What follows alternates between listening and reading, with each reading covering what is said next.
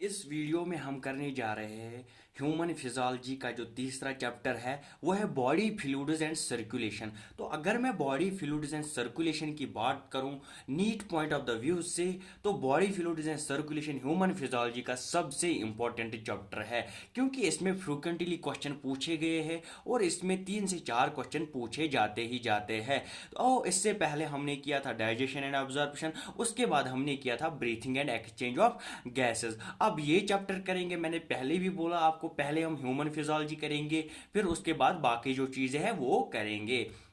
तो ये बहुत इंपॉर्टेंट चैप्टर है। इस चैप्टर से हम एनसीईआरटी की हर एक लाइन को कवर करेंगे। उसके बाद अगर आप एनसीईआरटी पढ़ोगे तो आपको फील हो जाएगी एनसीईआरटी की। तो हम एक एक पॉइंट कवर करने वाले हैं और इसको छोटे से छोटे टाइम में इस वीडियो को निपटा देंगे, इस चैप्टर को खत्म करेंगे और सारे कन्फ्यूजन दूर करेंगे। तो सबसे पहला जो पॉइंट आता है इसमें इसमें सबसे पहला जो पॉइंट है वो ब्लड के बारे में आता है। किसके बारे में? ब्लड के बारे में। तो ब्लड के बारे में क्या बोला जाता है? ब्लड में एक प्लाज्मा प्रेजेंट है और एक ब्लड सेल्स प्रेजेंट है। तो ब्लड में दो चीजें प्रेजेंट है, एक है प्लाज्मा, एक है ब्लड सेल्स। तो जो प्लाज्मा है वो 55% कंटेन करता है, किसमें? ब्लड में। ब्लड में 55% कंटेन कौन करता है? प्लाज्मा। और 45% ब्लड सेल्स कंटेन करते हैं। तो ये ब्लड में दो चीजें हैं, इनको हम एक एक करके पढ़ेंगे। तो सबसे पहले हम किसके बारे में पढ़ेंगे? सबसे पहले हम प्लाज्मा के बारे में पढ़ेंगे। देखते हैं प्लाज्मा में एनसीईआरटी ने क्या क्या लिखा है। जो जो पॉइंट्स लिखे हैं, जो जो पॉइंट्स में बोल रहा हूं, उनको भी आप ध्यान में रखना, उनको भी सुनना अच्छे से, और जो पॉइंट्स लिखे हुए हैं उनको भी नोट डाउन कर लेना आप। तो अगर हम प्लाज्मा की बात करेंगे तो प्लाज्मा में बोला जाता है, प्लाज्मा में वाटर कितना है? 90 to 92% प्लाज्मा में वाटर प्रेजेंट है। और उसके बाद प्रोटीन्स कितने प्रेजेंट है? 6 to 8% प्रोटीन्स। एनसीईआरटी ने ये भी बोला है कौन कौन से प्रोटीन, वो हम आगे थोड़ा सा आगे देखेंगे। यहाँ पे आप इतना याद रखना, प्रोटीन जो है वो है 6 to 8%। उसके बाद कुछ मिनरल्स प्रेजेंट है, वो कौन से? सोडियम प्लस है और कैल्शियम डाइपॉजिटिव, मैग्नीशियम डाइपॉजिटिव, उसके बाद है HCO3 नेगेटिव आयन है, बाकी बाकी क्लोरीन नेगेटिव है। ये चीजें मिनरल्स में लिए गए हैं, किसमें? प्लाज्मा में। उसके बाद कुछ न्यूट्रिएंट्स इसमें प्रेजेंट है, या ग्लूकोज है, अमीनो एसिड्स है, लिपिड्स है, ये कुछ न्यूट्रिएंट्स है जो प्लाज्मा में प्रेजेंट है। उसके बाद सबसे इंपॉर्टेंट पॉइंट जो है वो ये है कि क्लॉटिंग फैक्टर भी प्लाज्मा में प्रेजेंट है। क्या है?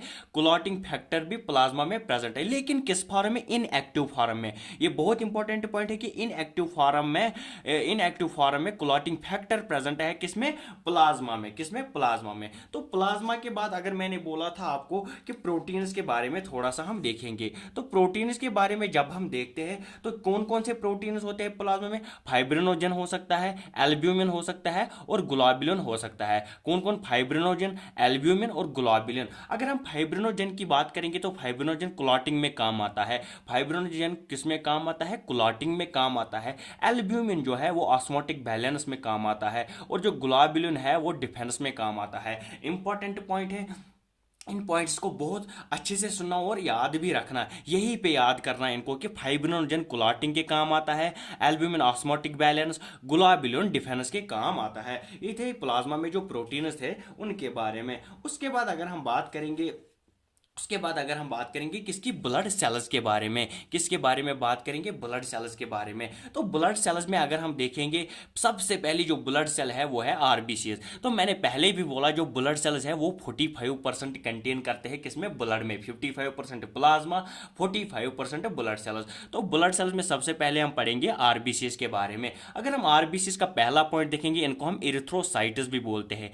आरबीसीएस को क्या बोलते हैं? इरिथ्रोसाइट्स भी बोलते हैं। इसके कलर के बारे में अगर हम देखेंगे तो बोला जाता है इसका कलर रेड है due to iron containing haemoglobin. इसमें हीमोग्लोबिन प्रेजेंट होता है, किसमें? आरबीसी में हीमोग्लोबिन प्रेजेंट होता है, इसी वजह से इसमें क्या होता है? रेड कलर आता है। और जो हीमोग्लोबिन है वो 12 से लेकर 16 ग्राम पर 100 ml ऑफ ब्लड में प्रेजेंट होता है।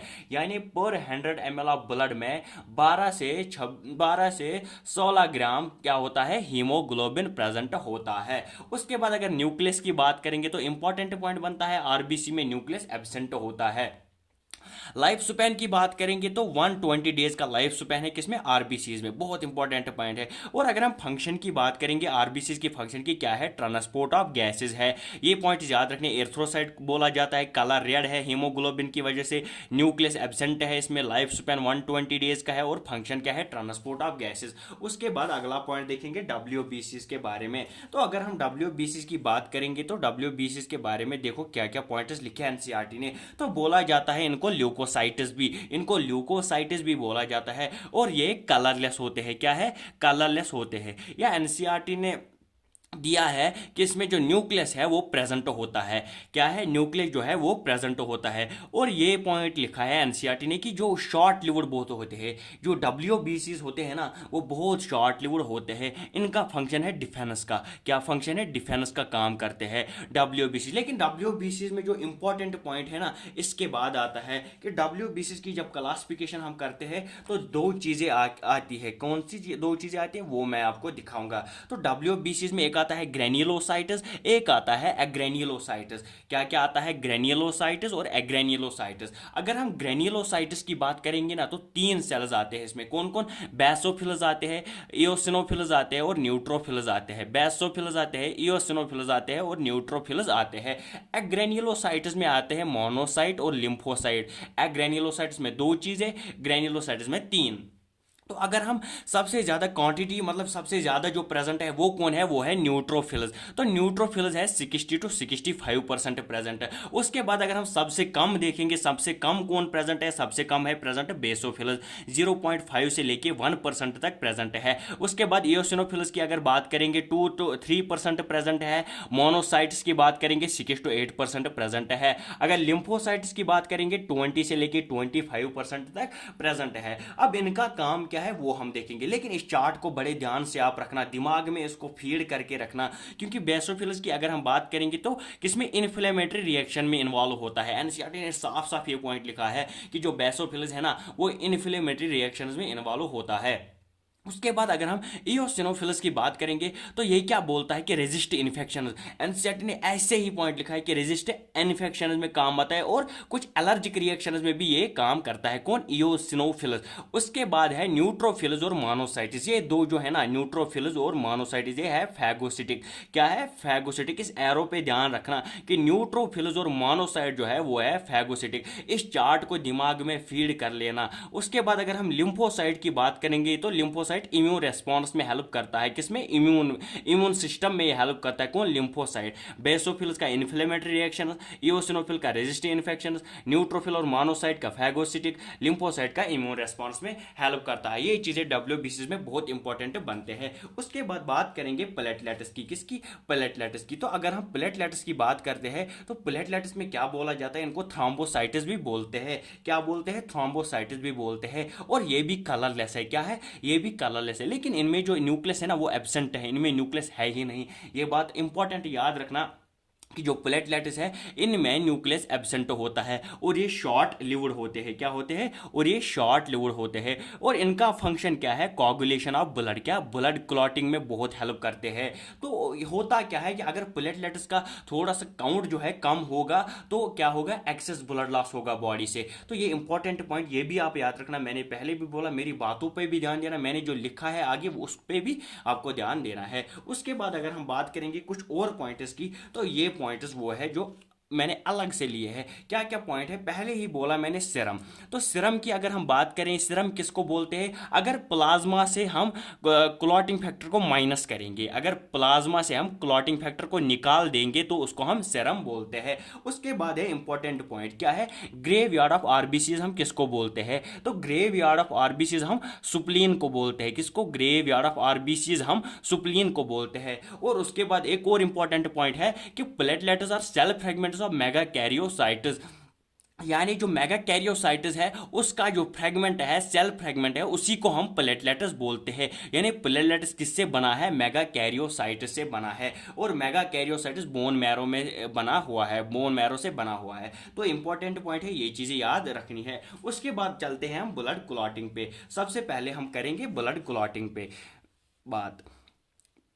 तो अगर हम ब्लड क्लॉटिंग के बारे में देखेंगे तो सबसे पहले क्या चीज़ है, देखिए अब एरो पे इंपॉर्टेंट ध्यान रखना है। यहाँ पे एरो का बहुत बड़ा मसला है, एरो पे अगर ध्यान देंगे तो ब्लड क्लॉटिंग सारा आपका क्लियर हो गया। इसके बाद अगर आप एनसीईआरटी देखोगे तो आप देखोगे कि सारा इसी में कवर है। तो इंजर्ड टिश्यू है, क्या है, इंजर्ड टिश्यू और प्लेटलेट्स। यहाँ पे लिखा मैंने इंजर्ड टिश्यू, यहाँ पे लिखा है प्लेटलेट्स। तो ये क्या करते हैं, इंजर्ड टिश्यू कुछ केमिकल्स रिलीज करता है और प्लेटलेट्स भी कुछ केमिकल्स रिलीज करता है। उसके बाद होता है कैस्केड प्रोसेस। क्या होता है, कैस्केड प्रोसेस। ये है सीरीज ऑफ एंजाइमेटिक एक्शंस। क्या है, कैस्केड प्रोसेस जो है ना, ये सीरीज ऑफ एंजाइमेटिक एक्शंस। बस आपको ऐसे ही याद रखना है कि इंजर्ड टिश्यू कुछ केमिकल्स रिलीज करेगा, प्लेटलेट्स कुछ केमिकल्स रिलीज करेगा, उसके बाद कैस्केड प्रोसेस हो जाएगा और वहां पे क्या बनेगा, थ्रोम्बोकाइनेस। क्या बनेगा, थ्रोम्बोकाइनेस। इंपॉर्टेंट पॉइंट याद रखना है, थ्रोम्बोकाइनेस बनेगा।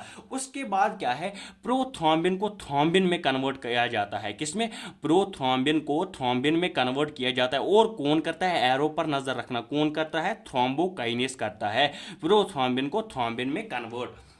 उसके बाद अगर हम देखें, फाइब्रिनोजेन को फाइब्रिन में कन्वर्ट किया जाता है।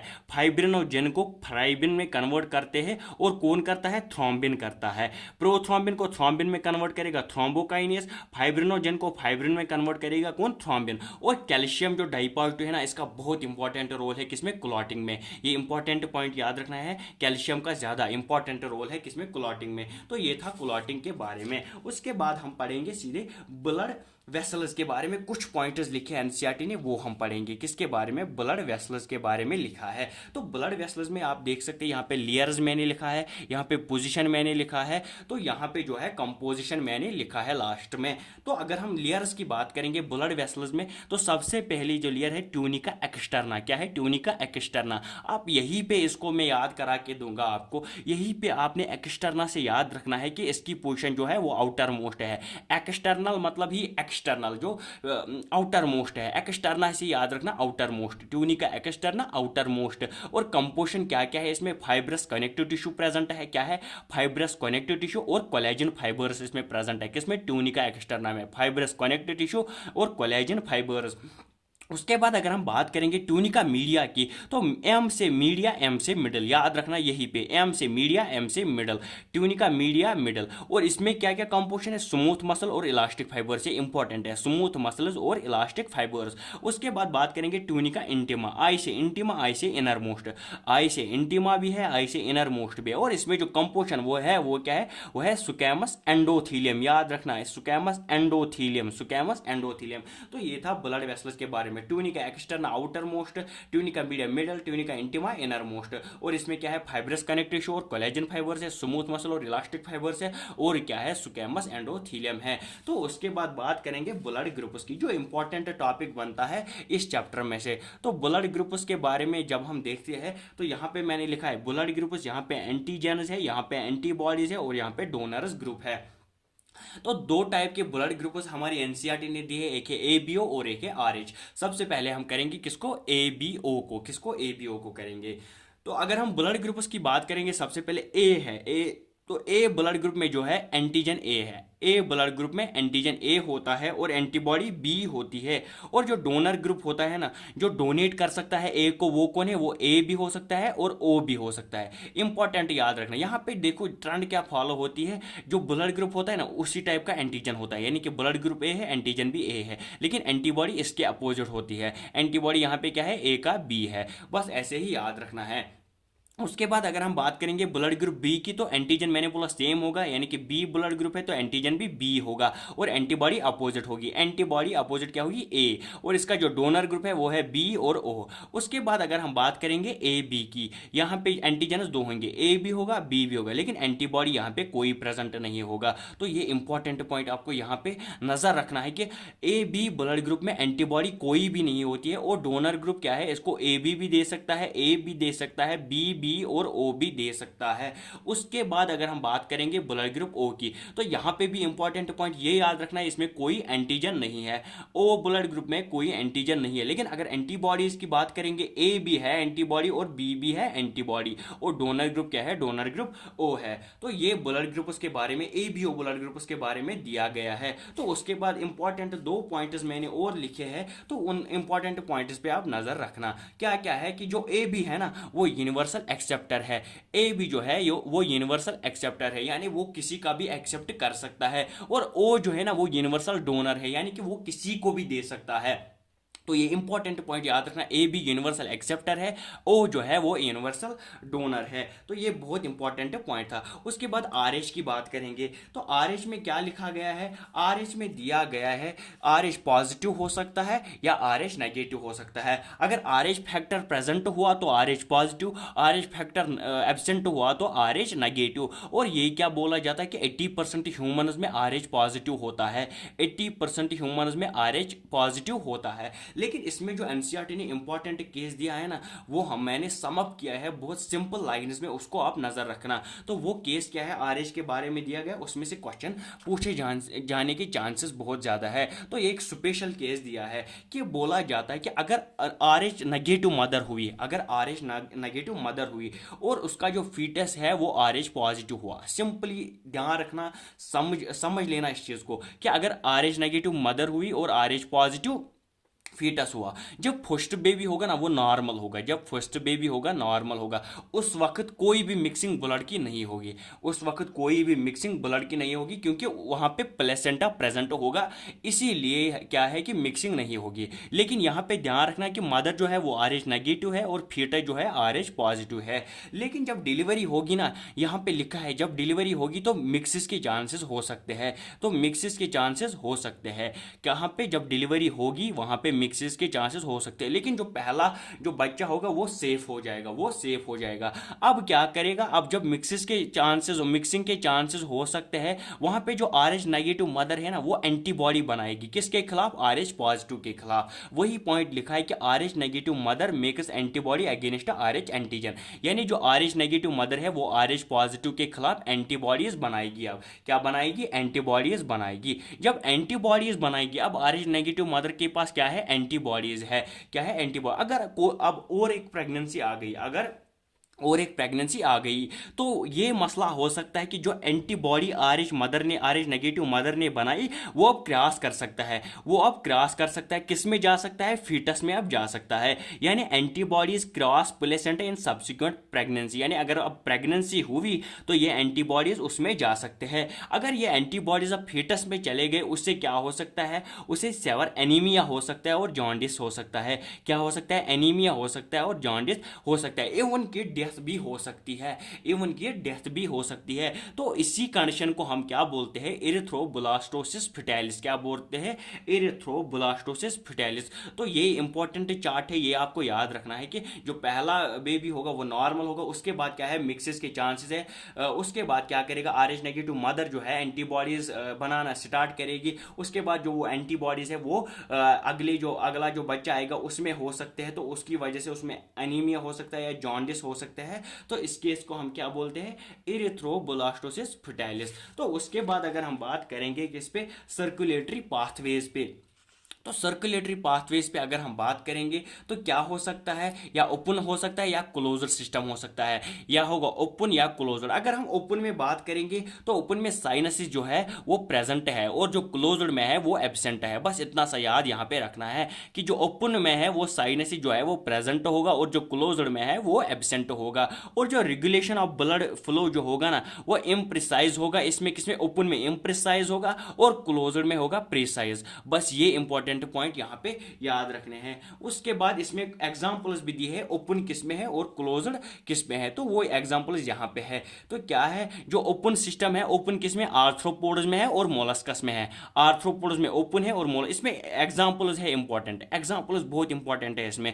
जो ओपन है वो आर्थ्रोपोड्स और मोलस्कस में, और जो क्लोज्ड है वो एनालिडस और कार्डिएटस में है। जो क्लोज्ड है वो है एनालिडस और कार्डिएटस में। तो ये था सर्कुलेटरी पाथ के वे के बारे में थोड़े से आंसर। उसके बाद इसी में हम आगे चलेंगे तो क्या दिया गया है इसके बारे में आप देखिए ये क्या है। तो अगर हम फिशेस की बात करेंगे तो फिशेस में एक ऑरिकल है, एक वेंट्रिकल है। फिशेस में एक ऑरिकल है, एक वेंट्रिकल है, सर्कुलेशन है सिंगल सर्कुलेशन, सर्कुलेशन जो है वो है सिंगल, यानी कि ऑरिकल एक, वेंट्रिकल एक, यानी कि टू चैम्बर्ड हार्ट है फिशेस में। क्या है, टू चैम्बर्ड हार्ट है फिशेस में, सर्कुलेशन सिंगल है। उसके बाद अगर हम बात करेंगे एम्फीबियंस की और मोस्ट रेप्टाइल्स की, इंपॉर्टेंट याद रखना है मोस्ट यहाँ पे लिखा है कि अगर हम एम्फीबियंस की बात करेंगे या मोस्ट रेप्टाइल्स की, तो यहाँ पे क्या है, यहाँ पे ऑरिकल्स दो है, और वेंट्रिकल्स एक है, ऑरिकल दो है और वेंट्रिकल एक है। इसमें क्या है, इसमें इनकम्प्लीट सर्कुलेशन है। क्या है, इनकम्प्लीट सर्कुलेशन। उसके बाद अगर हम बात करेंगे क्रोकोडाइल्स की, एवस की और मैमल्स की, क्रोकोडाइल, एवस और मैमल्स की बात करेंगे, ऑरिकल दो, वेंट्रिकल दो, सर्कुलेशन डबल। बस ये चार्ट आपको याद रखना है। फिशेस में 2 chamber heart, 1 auricle 1 ventricle, single circulation. Amphibians most reptiles में 2 auricles 1 ventricle, incomplete circulation.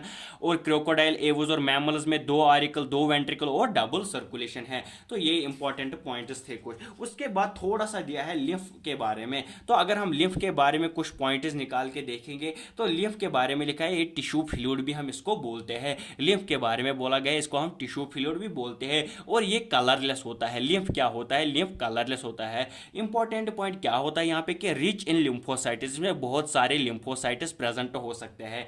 Lymph में लिम्फोसाइट्स बहुत सारे प्रेजेंट हो सकते हैं। और ये क्या करता है, कैरियर फॉर न्यूट्रिएंट्स, ये न्यूट्रिएंट्स को बॉडी में चलाता है, यानी कि एक जगह से दूसरी जगह पे पहुंचाता है। ये लिम्फ के बारे में थोड़ी सी इंफॉर्मेशन थी। उसके बाद चलेंगे ह्यूमन सर्कुलेटरी सिस्टम पे। तो ह्यूमन सर्कुलेटरी सिस्टम से पहले मैं आपको एक पॉइंट बताना चाहता हूँ। आपने जैसे भी हार्ट को याद रखा है, किसी ने एज ए सर्कल, किसी ने एज ए रेक्टेंगल उसको याद रखा है, एज ए सर्कल उसको याद रखा है। जैसे आपको इस वक्त क्या करना है कि माइंड में आपको हार्ट की इमेज बनानी है, तब जाके ये सारे पॉइंट्स आपको समझ आएगी। तो आप माइंड में उस हार्ट की इमेज को तैयार करना। तो हार्ट के बारे में सबसे पहला जो पॉइंट है वो लिखा है मेसोडर्मली डिराइव्ड है। क्या है, हार्ट जो है वो मेसोडर्मली डिराइव्ड है। उसके बाद है इसको प्रोटेक्ट कौन कौन करता है, एक करता है पेरिकार्डियम और करता है पेरिकार्डियल फ्लूइड। इंपॉर्टेंट पॉइंट है, हार्ट को प्रोटेक्ट कौन करेगा, एक करेगा पेरिकार्डियम, एक करेगा पेरिकार्डियल फ्लूइड। उसके बाद दिया गया है कि 4 चैम्बर होते हैं हार्ट में। कितने चैम्बर होते हैं, 4 चैम्बर। 2 ऑरिकल्स होते हैं, 2 वेंट्रिकल्स होते हैं, 2 ऑरिकल्स होते हैं और 2 वेंट्रिकल्स होते हैं। और जो ऑरिकल्स होते हैं ना वो अपर पार्ट में आते हैं, यानी कि ऑरिकल्स ऊपर वाले हिस्से में आते हैं और स्मॉलर होते हैं थोड़े से। और जो वेंट्रिकल्स है वो लोअर होते हैं और लार्जर होते हैं। ऑरिकल्स क्या है, अपर हो स्मॉलर है, वेंट्रिकल्स क्या है, लोअर और लार्जर। ये थोड़े से पॉइंट्स थे। उसके बाद आपको क्या करना है, हार्ट की इमेज अपने माइंड में सेट करनी है। तो उसके लिए हमने कुछ पॉइंट्स बनाए हैं और इस हार्ट को हम पॉइंट्स में करेंगे। तो सबसे पहले हम सेप्टम की बात करेंगे।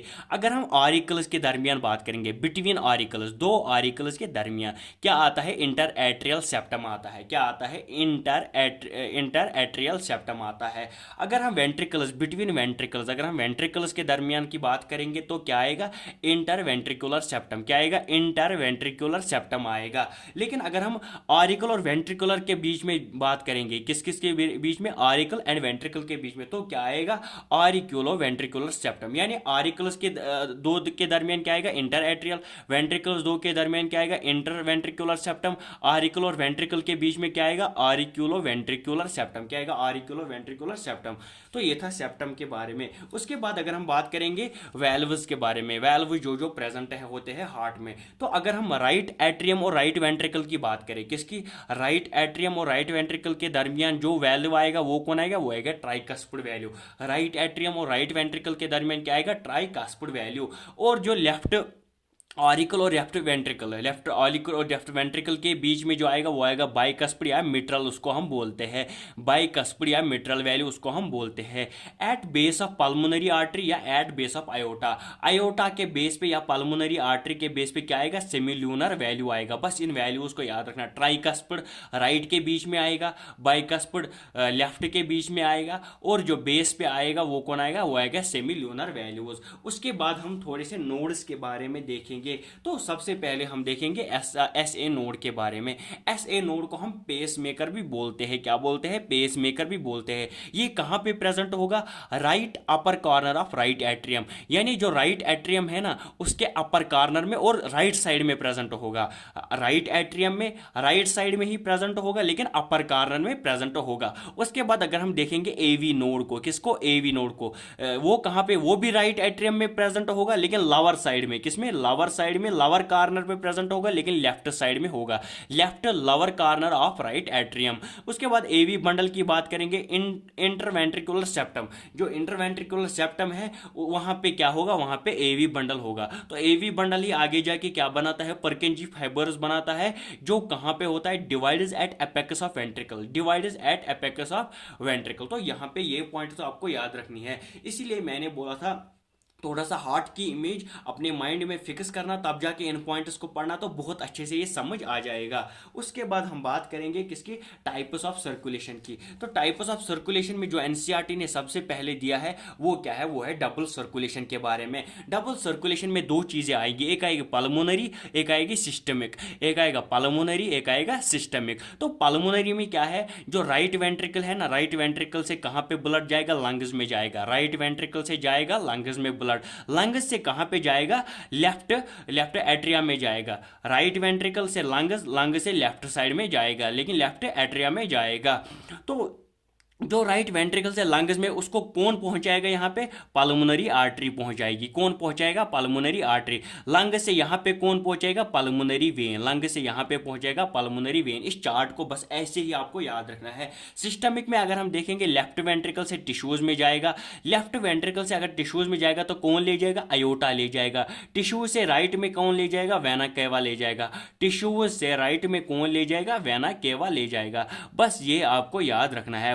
पल्मोनरी से लंग्स में, यहाँ पे राइट वेंट्रिकल से लंग्स में पल्मोनरी आर्टरी, लंग्स से लेफ्ट एट्रियम में कौन ले जाएगा, पल्मोनरी वेन। उसके बाद अगर हम बात करेंगे लेफ्ट वेंट्रिकल से टिश्यूज में आयोटा, टिश्यू से राइट ऑरिकल में कौन, वेना केवा ले जाएगा। तो ये था डबल सर्कुलेशन के बारे में। उसके बाद कुछ एक एक दो दो पॉइंटर्स एनसीईआरटी ने दिए हैं और दो सर्कुलेशन को कंप्लीट करने के लिए। वो क्या है, एक है हिपैटिक पोर्टल सर्कुलेशन। क्या है, हिपैटिक पोर्टल सर्कुलेशन। इसमें क्या है, जो डाइजेस्टिव ट्रैक है ना, वहां से हिपैटिक पोर्टल वेन ले जाएगा ब्लड को, कहां पे, पहले लिवर में ले जाएगा। कहां पे ले जाता है, लिवर में। उसके बाद फिर सर्कुलेशन अलग से स्टार्ट होती है। हिपैटिक पोर्टल सर्कुलेशन में इतना याद रखना, डाइजेस्टिव ट्रैक से कहां पे ले जाएगा, लिवर में, और कौन ले जाएगा, हिपैटिक पोर्टल वेन। उसके बाद है कोरोनरी सर्कुलेशन। क्या है, कोरोनरी सर्कुलेशन। तो कोरोनरी सर्कुलेशन में क्या है, ब्लड फ्लो होगा to and from the cardiac musculature. बस ऐसे ही ये पॉइंट याद रखना है कि ब्लड फ्लो होगा to and from the cardiac musculature, किसमें, कोरोनरी सर्कुलेशन में। उसके बाद हम देखेंगे किसको, कार्डियक साइकिल को।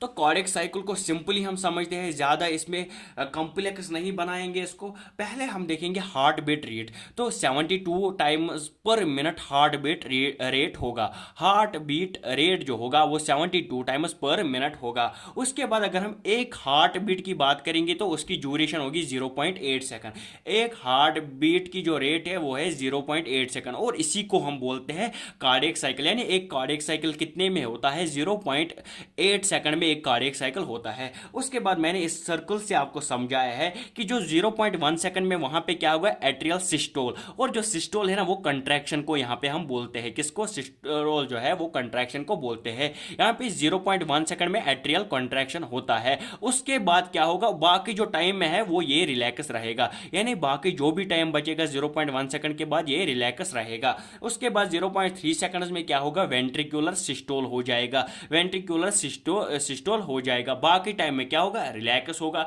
उसके बाद क्या होगा, जॉइंट डायस्टोल, यानी रिलैक्सेशन होगा। जॉइंट रिलैक्सेशन होगा, वो कितने में होगा, 0.4 सेकंड में जॉइंट डायस्टोल होगा। ये इंपॉर्टेंट पॉइंट है कार्डियक साइकिल में, इसको समझना, यही से थोड़ा सा ध्यान देना इस पे, तो याद रख लेना। उसके बाद हम बात करेंगे किसकी, कार्डियक आउटपुट की। किसकी, कार्डियक आउटपुट। स्ट्रोक वॉल्यूम आपको पता है 70 होता है, कितना होता है, 70। उसके बाद स्ट्रोक वॉल्यूम को हम हार्ट रेट से मल्टीप्लाई करेंगे। जब हम स्ट्रोक वॉल्यूम को हार्ट रेट से मल्टीप्लाई करते हैं तो 5 लीटर आता है। तो 5 लीटर क्या होता है, 5 लीटर ही कार्डियक आउटपुट होता है। तो उसके बाद सीधे चलेंगे ईसीजी पे। किस पे, ईसीजी पे बात करेंगे। तो अगर हम ईसीजी की बात करेंगे, जो इंस्ट्रूमेंट यूज में आता है वो कौन होता है, वो होता है इलेक्ट्रोकार्डियोग्राफ। इंपॉर्टेंट पॉइंट याद रखना है, क्या है, इलेक्ट्रोकार्डियोग्राफ। और इस ईसीजी में 3 लीड्स लगते हैं। कितने लीड्स लगते हैं, ईसीजी में 3 लीड्स लगते हैं। एक लगेगा राइट रिस्ट पे, एक लगेगा लेफ्ट रिस्ट पे, एक लगेगा एंकल पे। एक राइट रिस्ट पे, एक लेफ्ट रिस्ट पे, एक एंकल पे लगेगा। तो ये ईसीजी का ग्राफ ऐसे आता है, इसको याद रखना। पी, क्यूआरएस कॉम्प्लेक्स और टी वेव आते हैं। अगर हम पी वेव की बात करेंगे ना, तो पीवे क्या दिखाता है, डिपोलराइजेशन ऑफ एट्रिया दिखाता है। क्या दिखाता है, पीवे क्या दिखाता है, डिपोलराइजेशन ऑफ एट्रिया दिखाता है। क्यूआरएस कॉम्प्लेक्स जो है ना, वो डिपोलराइजेशन ऑफ वेंट्रिकल्स दिखाता है। डिपोलराइजेशन क्या दिखाता है, क्यूआरएस कॉम्प्लेक्स क्या दिखाता है, डिपोलराइजेशन ऑफ वेंट्रिकल्स दिखाता है। उसके बाद टी वेव की अगर हम बात करेंगे तो टी वेव क्या दिखाता है, रिपोलराइजेशन ऑफ वेंट्रिकल्स दिखाता है। टी वेव जो है वो रिपोलराइजेशन ऑफ वेंट्रिकल्स दिखाता है। अगर हम क्यूआरएस कॉम्प्लेक्स की बात करेंगे तो डिटरमाइन यानी कि ये हार्ट रेट को जानने में बहुत इंपॉर्टेंट रोल अदा करता है। और एक बात इंपॉर्टेंट याद रखनी है कि अगर इस ग्राफ में कोई सी मतलब हड़बड़ी होगी या ये ग्राफ कुछ अलग ही दिखा रहा है तो उसका मतलब है कुछ डिजीज हो सकती है। तो यहाँ पे जो क्यूआरएस कॉम्प्लेक्स है इसीलिए इसका बहुत इंपॉर्टेंट रोल है किसमें, डिटरमाइन करना, हार्ट रेट को डिटरमाइन करने में। तो ये था ईसीजी के बारे में थोड़ा सा। उसके बाद अगर हम बात करेंगे किसकी, उसके बाद हम बात करेंगे रेगुलेशन ऑफ कार्डियक साइकिल की। तो हम बोलते हैं जो हमारा हार्ट है ना वो क्या है, वो मायोजेनिक है, इसीलिए जो हार्ट हमारा है वो ऑटो रेगुलेटेड है। इंपॉर्टेंट पॉइंट है याद रखना कि हार्ट हमारा जो है वो है मायोजेनिक और क्या है, ऑटो रेगुलेटेड है। क्या है, इसीलिए वो ऑटो रेगुलेटेड है। लेकिन एनसीईआरटी ने थोड़ा सा और इसमें पॉइंट्स दिए हैं, वो हम देखेंगे सिंपल वे में हम उसको करेंगे। क्या बोला है, ऑटोनॉमिक नर्वस सिस्टम के बारे में थोड़ा सा बोला है कि जो सिंपैथेटिक है इसमें क्या है, इसमें सिंपैथेटिक हो सकता है या पैरासिम्पैथेटिक हो सकता है। अगर हम हार्ट रेट की बात करेंगे, जो सिंपैथेटिक है ना वो इंक्रीज कराएगा, क्या कराएगा, वो इंक्रीज कराएगा सिंपैथेटिक, और जो पैरासिम्पैथेटिक है वो डिक्रीज कराएगा। उसके बाद वेंट्रिकुलर कॉन्ट्रैक्शन की अगर हम बात करेंगे तो सिंपैथेटिक क्या कराएगा, इंक्रीज कराएगा, इस चार्ट पे ध्यान रखना। और जो पैरासिम्पैथेटिक है वो क्या करेगा, वो डिक्रीज करेगा, वो डिक्रीज कराएगा। उसके बाद है कार्डियक आउटपुट, जो सिंपैथेटिक है वो कार्डियक आउटपुट को इंक्रीज करेगा और जो पैरासिम्पैथेटिक है वो डिक्रीज करेगा। फ्लो देखो यहाँ पे, जो सिंपैथेटिक है ना वो सबको इंक्रीज कराता है, जो पैरासिम्पैथेटिक है वो सबको डिक्रीज कराता है। ये फ्लो बस याद रखना है। उसके बाद लास्ट टॉपिक पे आता है जो एनसीईआरटी ने दिया, लास्ट टॉपिक वो क्या है, वो है डिसऑर्डर्स। तो डिसऑर्डर्स के बारे में यहाँ पे हम देखेंगे। तो सबसे पहले हम बात करेंगे किसकी, कार्डियक अरेस्ट की। किसकी बात करेंगे, कार्डियक अरेस्ट। कार्डियक अरेस्ट होता क्या है, जब हार्ट स्टॉप्स बीटिंग, जब हार्ट धड़कना बंद करता है तो उसको हम क्या बोलते हैं, उसको हम बोलते हैं cardiac arrest, heart stops beating. उसके बाद देखेंगे हार्ट फेलियर को, किसको, हार्ट फेलियर को। यहाँ पे क्या होता है, हार्ट फेलियर में हार्ट पंप ब्लड नहीं करता है उतनी इफेक्टिवली, यानी जितना चाहिए बॉडी को उतना पंप नहीं कर सकता है हार्ट ब्लड, तो उसको हम क्या बोलते हैं, उसको हम बोलते हैं हार्ट फेलियर। उसके बाद है कोरोनरी आर्टरी डिजीज। क्या है, कोरोनरी आर्टरी डिजीज को हम सीएडी भी बोलते हैं। इसमें क्या होता है, इसमें आर्टरियल ल्यूमन जो है वो नैरोवर होता है, जो आर्टरियल ल्यूमन है वो नैरोवर बन जाता है। क्यों, इसमें कैल्शियम, फैट और कोलेस्ट्रॉल की डिपोजिशन होती है, इसलिए ये ल्यूमन जो है वो नैरोवर बन जाता है। इसको हम बोलते हैं कोरोनरी आर्टरी डिजीज। उसके बाद है हाई ब्लड प्रेशर। क्या है, हाई ब्लड प्रेशर। अगर ब्लड प्रेशर कितना हुआ, अगर रिपीटेड चेकअप हम करेंगे तो ब्लड प्रेशर अगर 140/90 से ज्यादा हुआ या 140/90 के बराबर हुआ तो हम बोलते हैं कि हाई ब्लड प्रेशर है। इसमें क्या हो सकता है, इसमें ब्रेन या किडनी को डैमेज हो सकता है। क्या हो सकता है, ब्रेन या किडनी को इसमें डैमेज हो सकता है। उसके बाद बात करेंगे एंजाइना पेक्टोरिस या एक्यूट चेस्ट पेन, हम इसको बोलते हैं। क्या बोलते हैं, एंजाइना पेक्टोरिस या एक्यूट चेस्ट पेन इसको हम बोलते हैं। इसमें क्या होता है, इसमें जो O2 है ना वो हार्ट मसल तक रीच नहीं करता है, कि उतना O2 जितना हार्ट मसल को जरूरत होता है ना वो उतना नहीं पहुंचता है। इसीलिए लिखा है कि not enough O2 is reaching heart muscle, यानी उतना ऑक्सीजन हार्ट मसल को नहीं पहुंचता है। उसके बाद अगर हम देखेंगे हार्ट अटैक के, लास्ट जो है हार्ट अटैक। हार्ट अटैक क्या होता है, जो हार्ट मसल होती है वो सडनली डैमेज हो जाती है, हार्ट मसल जो है हार्ट अटैक में सडनली डैमेज हो जाती है। Thank you. और अगर आपको ये वीडियो अच्छा लगता है तो अपने एक दोस्त को आप शेयर कर सकते हो ताकि उसको भी बेनिफिट मिले।